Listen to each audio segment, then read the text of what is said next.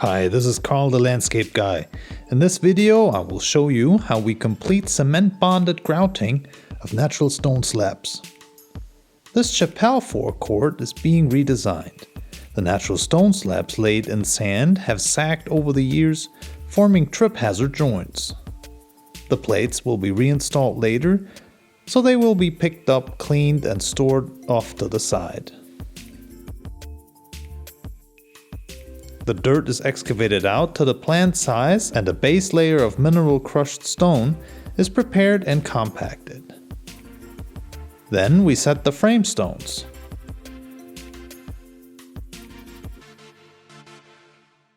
On the gravel surface, the sandstone slabs are now placed in a layer of permeable concrete. An adhesive compound is applied to the underside of the sandstone slabs. The entire chapelle forecourt is laid this way.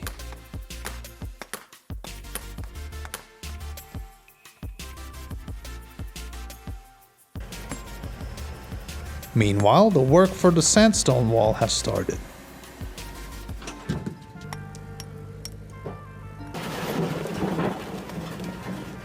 The wall will frame the little forecourt at one side as a retaining wall.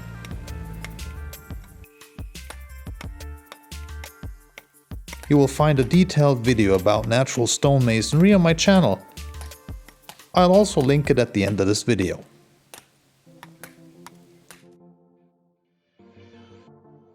Okay, that was it for the preparatory work, because this video is specifically about how to grout natural stone slabs. Before grouting, the slabs are watered well. Moisturizing is very important, even more when it's hot out, so that the natural stone does not draw moisture from the fresh grout filling later on.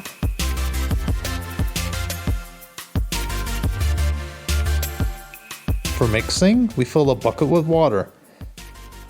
The mixing ratio is 5 liters on 25 kilograms of cement. If the mixing ratio is wrong, color differences may occur after hardening. Therefore, always try to use the same mixing ratio for the entire area. Here we use the Marbus PFM ZE Milan in 25 kilogram bags. Mixing is best done with an electric mixer. Some mortars have sparser proportions of material, so make sure you have the right mixing tip. I would recommend one that is open at the bottom for easier and quicker whisking. We slowly add more water until the mixture is right.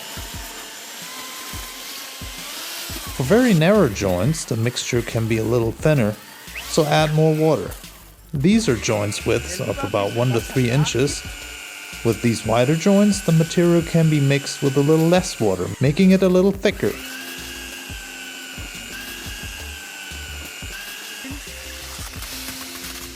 As soon as the dark filler material begins to deposit black streaks on the surface, it has enough water. The mixed batch should then be applied promptly onto the slabs.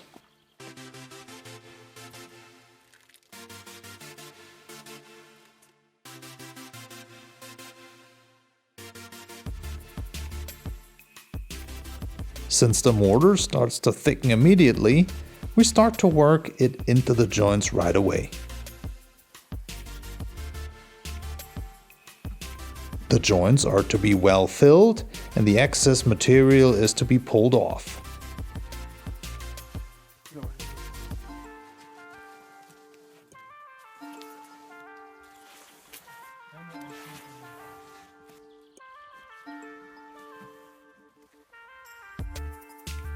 The outer edge of the slabs joints should be sealed up before grouting so that no grout can seep out of the sides.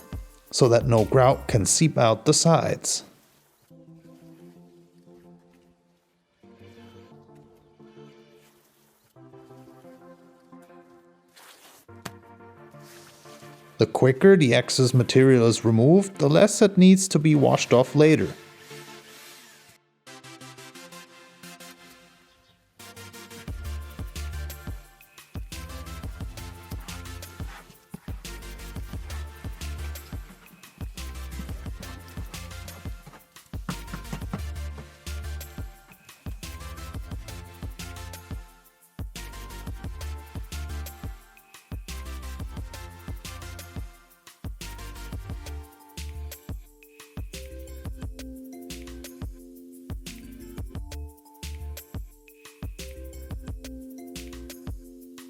While one employee distributes the grout, a second guy should mix the materials so that there are as few breaks as possible during grouting.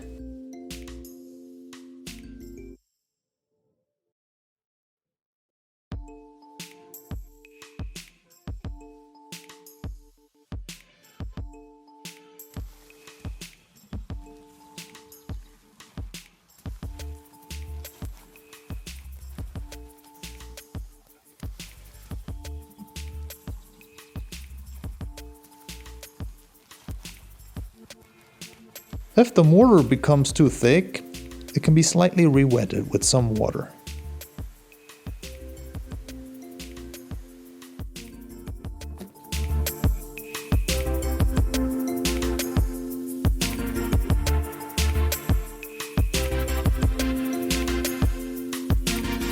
The mortar must now be washed from the surface of the natural stone slabs before it sets too much, but wait until the new grout is slightly hardened.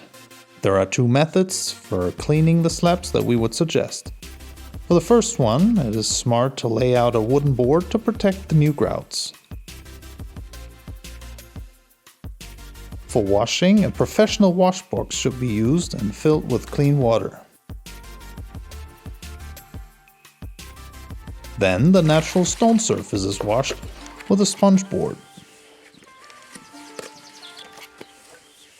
First, a surface section is washed with circular movements.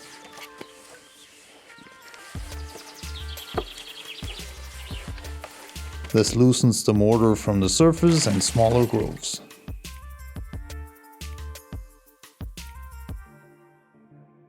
Then wash out the sponge board before wiping the surface clean.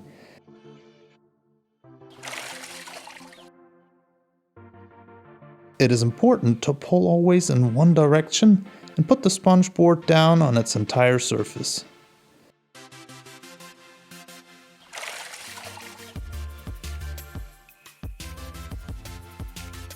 As soon as mortar streaks are visible, the sponge board should be washed out again. Also, depending on the size of the area, the water in your box should be cleaned every now and then. With this method, you can work your way out of the corner .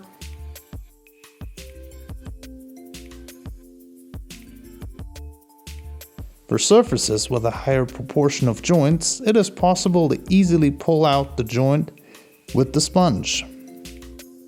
Try to pull across diagonally and not along the joint.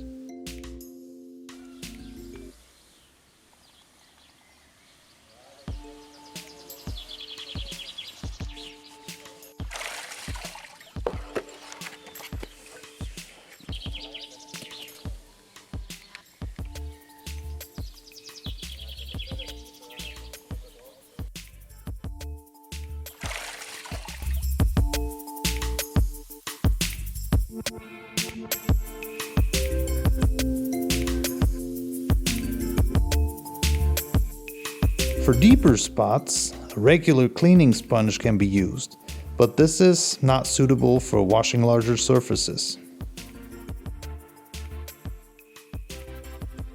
The second option is to wash the surface by spraying it with a fan spray nozzle.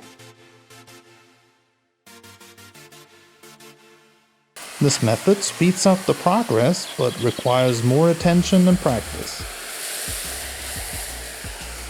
With the nozzle, the excess material is sprayed off the surface.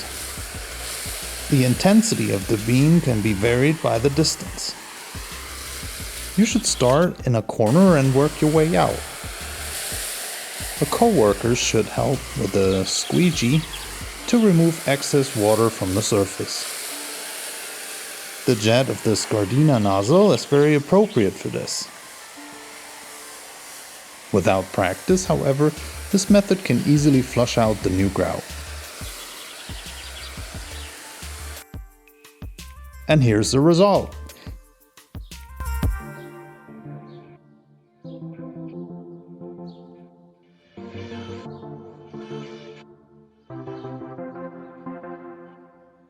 The gray grout provides a nice contrast to the slabs and transforms the chapel forecourt to a stable entrance area. Now only the walkways and lawn need to be done. Framed by the natural stone wall, the new forecourt fits seamlessly into the ambience. This video was created with the kind support of Balzer Landscaping Construction Company. I hope this video was helpful.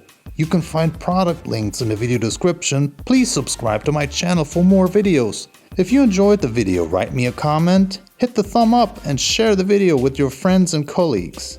Thank you for watching. Until next time, I'm Carl the Landscape Guy.